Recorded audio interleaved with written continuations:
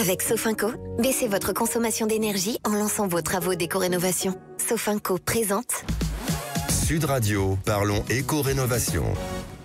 Bonjour Grégoire, alors on va parler aujourd'hui d'un sujet extrêmement important pour la rénovation des bâtiments et des logements.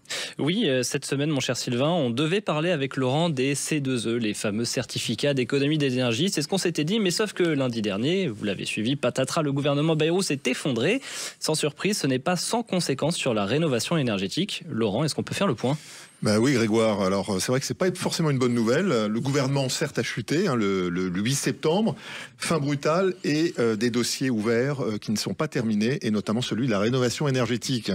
Donc c'est clairement une période d'incertitude pour les professionnels du bâtiment mais aussi pour les Français qui sont un peu obligés d'attendre le prochain gouvernement en fait pour savoir à quelle sauce ils vont être entre guillemets soutenus au travers des aides notamment. Et oui, parce que aussi, avant de partir, François Bayrou et son équipe ont pris quelques dernières décisions sur la rénovation énergétique. Quelles sont-elles ? Alors, la première, c'est un recentrage en fait de MaPrimeRénov sur les logements très énergivores, les passoires thermiques dans les logements classés E, F et G. La seconde, c'est suite à l'exclusion notamment de certains travaux, les aides comme l'isolation des murs, l'installation des chaudières biomasse, je vais y arriver, sont exclues des aides de MaPrimeRénov. Donc vous voulez dire que certaines familles n'auront plus accès aux mêmes aides qu'avant ? Exactement, en fait, c'est une baisse de l'enveloppe des aides, malgré que le budget ait été validé par la loi de finances. Ça va concerner en fait beaucoup de ménages, puisqu'en fait on compte aujourd'hui un peu plus de 5 millions de logements qui sont considérés comme des passoires énergétiques en France, et ça touche un peu plus de 3,8 millions de ménages en situation de précarité énergétique. Donc, avant de partir, le gouvernement en fait l'avait dit, seulement 13 000 dossiers, vous vous rappelez, qui seront considérés par MaPrimeRénov, notamment sur les chantiers de grande ampleur. Eh bien, il va falloir vraiment se tourner vers d'autres dispositifs. Alors les C2E, on en reparlera, l'éco-PTZ et puis les aides des collectivités et peut-être aussi financer son reste à charge, puisqu'on soutient quand même, lorsqu'on fait des travaux dans son logement, c'est forcément une amélioration de son actif et une valorisation de son logement. Donc le gouvernement s'est axé plutôt sur des revenus très modestes. Comment a réagi le secteur du bâtiment ?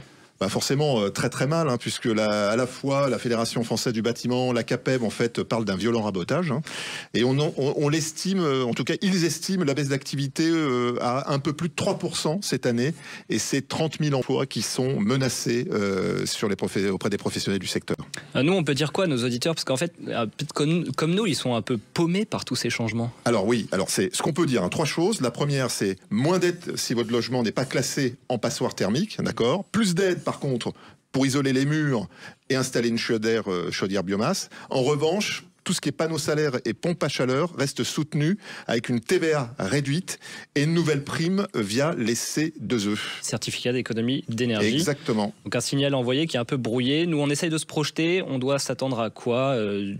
Qu'est-ce qu'on devrait attendre du prochain gouvernement ? En fait, des mesures beaucoup plus stables, parce que ça change trop souvent. Les Français s'y retrouvent pas sur les aides. Et donc, c'est un plan triennal qui est demandé par la profession et qui est demandé aussi par les Français et tous les syndicats professionnels. Allez, un dernier conseil pour nos auditeurs. On se renseigne, parce qu'il existe quand même des aides. MaPrimeRénov, les C2E.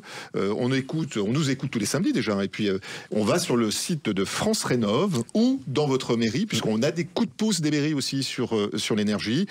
Et n'oubliez pas en fait d'agir rapidement si vous avez un projet.